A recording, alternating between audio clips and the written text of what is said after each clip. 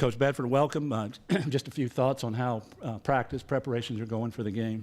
Well, first of all, we're very excited as a football team from the University of Louisville to be here. The Sugar Bowl committee has done an outstanding job in preparing things, and we've been treated extremely well. Players are excited to be here. We're looking forward to a challenge. You know, no one expected us to be here but us.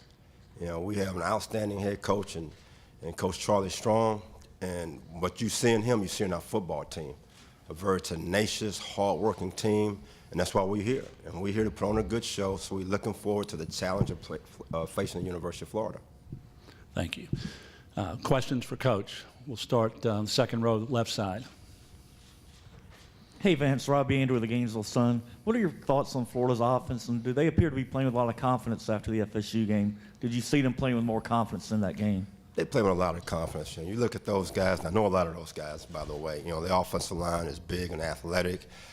I think right now, you know, at quarterback position, they're playing better. You can see the confidence building every single game.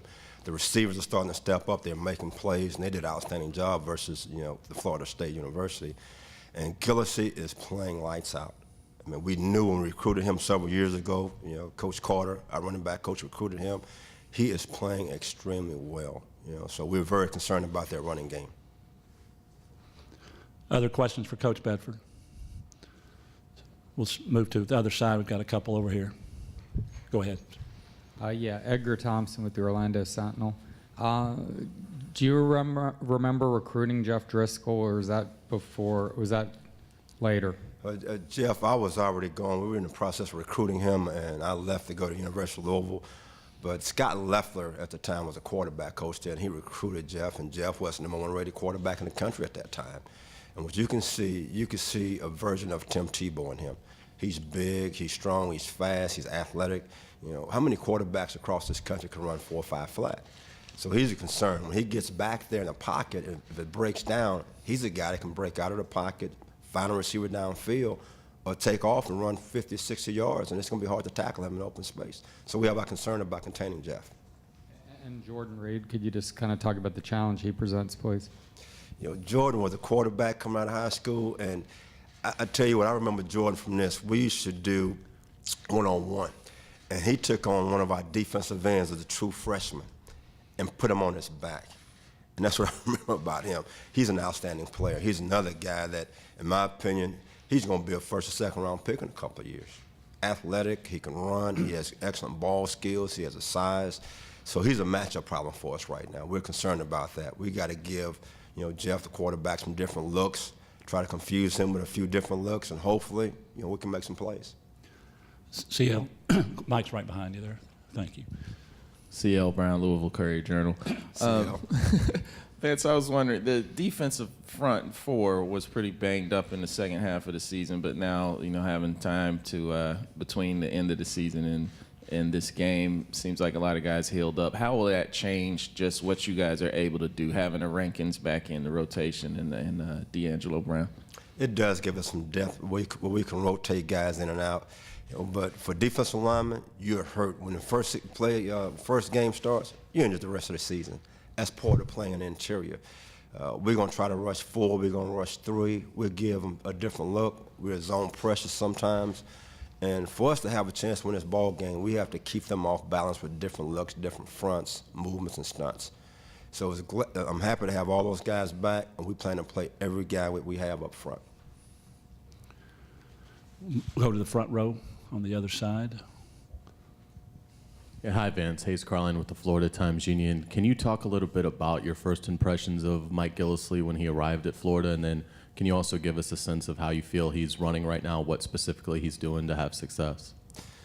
I remember him in high school and Coach Carter going down to spend time with him recruiting. When he came on campus, this was a young man that he was built like an I-back.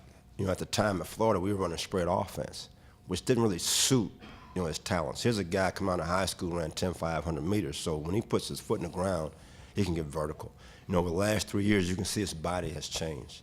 They're running an offense that suits him. That's why he has over 1,000 yards. I mean, he can put his foot in the ground and get vertical on you right now.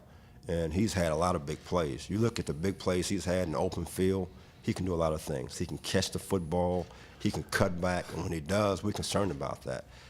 one thing we cannot allow him to do is cut back on us. If he does, he's probably going to take it the distance. Other side, go ahead. Jody Demling with Cardinal Authority. Vance, can you talk about the first 2 years and the expectation that you guys built with the defense and how that's played this year with people sometimes questioning, okay, are they playing as well? Because you played so well the first 2 years and really wasn't that much of a drop-off. You know, the expectations for us, and you know, Coach Strong has, every place he's been, has played great defense. And when we came to University of Louisville, the one thing we wanted to bring a certain attitude, an attitude about being aggressive, being an attacking style defense. And those are things that we've done.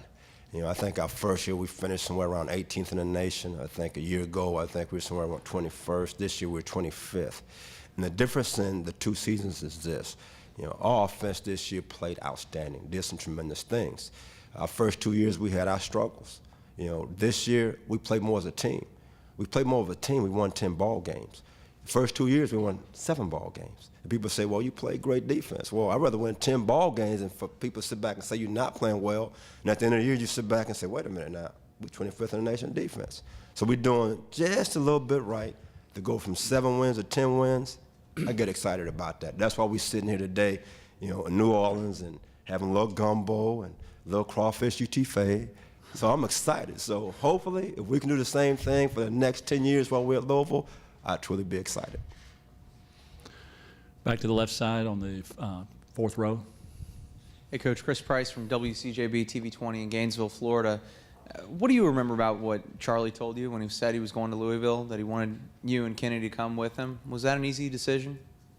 You know, it really wasn't, you know, because Urban wanted me to stay with him, and I had to make a decision. And sitting down and talking to my wife, it was tough to make that decision. I've known Charlie for a while, as I've known Urban. I've known Urban when he was a wide receiver coach at Colorado State, you know, with Earl Bruce, so we go way back. But it was an opportunity and a change for me to go out and do some different things. And one reason why I went with Charlie, because I told Charlie just to say, Charlie, you've been an outstanding defensive coordinator for a long time in this league. For me to come and work for you as a defensive coordinator, I'm going to lean on you, I'm going to trust you, and he's been there the entire time with us. And that's one of the reasons why we're playing great defense. He's a guy that I can go to, hey, what do you think about this? What do you think about that? So we work together, we're on the same page together, and because of that, you know, we're sitting here today. Is this defense up to your satisfaction, up to your expectations, up to Charlie's expectations? Y'all's? You know what, as a coach, that never happens. You're always looking for something better all the time. Well, we had an opportunity to make this play. Why didn't we make this play? Or we should have been in this defense. Why weren't we in this defense? As a coach, you know, you're always looking for more, so you're never satisfied. If you're satisfied, it's time to be retired. Where do y'all need to be better? We need to be better in takeaways. You know, that's the difference in statistics, really. When you look across the country and look at the University of Florida, one thing they're great at right now is getting the ball back for the offense. That's something we have not done well in 3 years here. We've had a lot of missed opportunities, whether it be caused fumbles, whether it be interceptions. We need to improve in those areas. Once that happens, we will improve defensively. Let's go back to the right side, 3rd row. Hey, Coach. Steve Andrews, WDRB-TV in Louisville.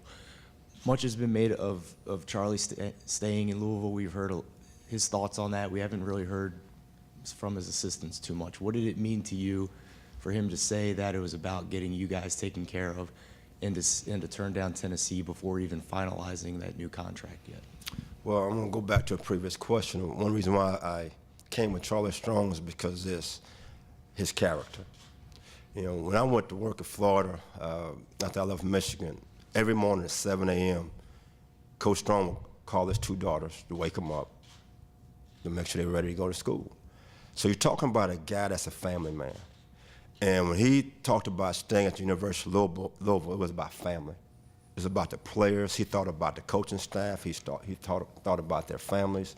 And that's important to me. You know, I'm 54 years old, and moving around a lot does not excite me. Go ask my wife about moving around.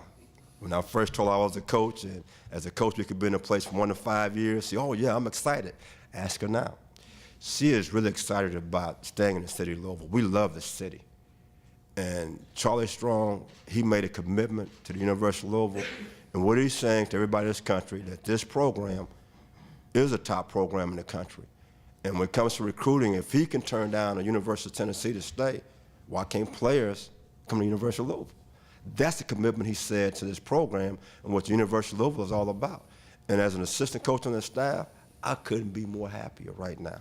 I really couldn't, because I see a bright future. People make a comment, I made a comment 2 years ago about get on the train. I said that for one reason, because I saw the future. I saw what the future held for the University of Louisville with the Teddy Bridgewaters, with the guys you're going to speak to later, Marcus Smith, Calvin Pryor. That's what I saw. And I still see those things. I see a bright future for the University of Louisville for the next 4 or 5 years. And I want to be a part of that. For as long as Coach Strong is here, and as long as the University of Louisville wants me here, I plan to be here.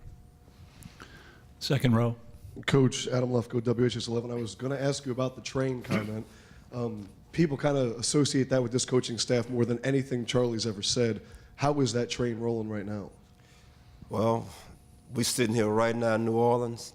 I think it's rolling pretty good, because we are ahead of what anyone ever expected us.